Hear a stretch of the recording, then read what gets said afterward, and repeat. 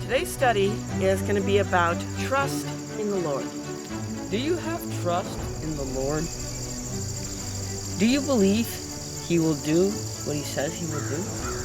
Good thought. There's a Bible story of a man. He was actually a king. His name was Asa. So let's go look at his story. In 2 Chronicles 14 verse 1 it says, "So Abijah slept with his fathers, and they buried him in the city of David. And Asa his son reigned in his stead. In his days the land was quiet 10 years. And Asa did that which was good and right in the eyes of the Lord his God." Verse 3, "For he took away the altars of the strange gods and the high places, and brake down the images, and cut down the groves." And then we can go to verse 4. "And commanded Judah to seek the Lord God of their fathers, and to do the law and the commandments." So here we have Asa trusting in the Lord.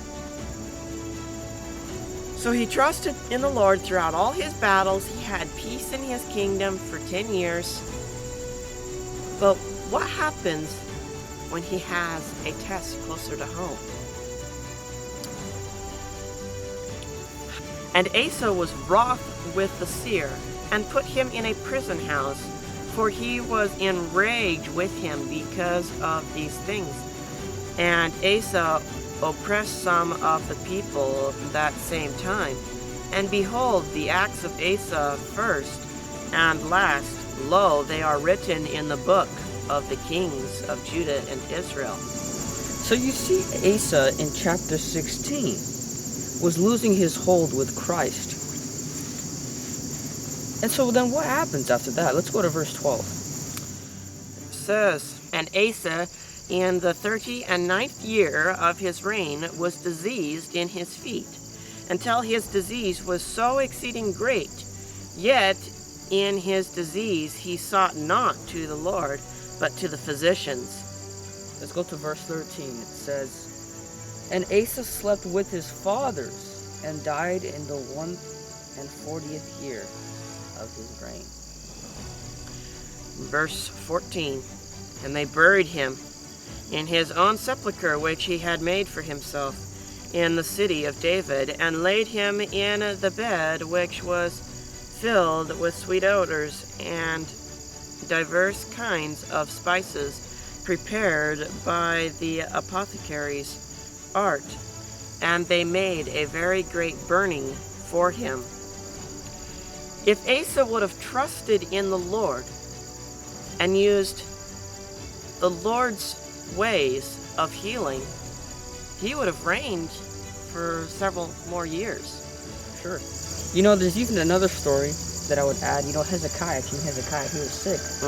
And he walked with God for a long time, just like Asa, he was walking with God. Exactly. But then there's two different distinctions between both of them. Asa chose to rebel against God because of he couldn't see, he didn't have faith, I should say, in God, because faith is seeing the unseen things, seeing that you're going to be whole if you trust in God, trust in a God that you can't see on this earth. So Asa just gave up, and he died in his sin. He died not right with God. But we have Hezekiah that was sick. He chose to walk by God, and he asked God if he could heal him. He had trust in God, and God healed him. Exactly. So what I think we could get from this today is that, you know, even trusting in the Lord is very important, my friends, because if we don't trust in the Lord, and if something wrong happens to us, it may be too late.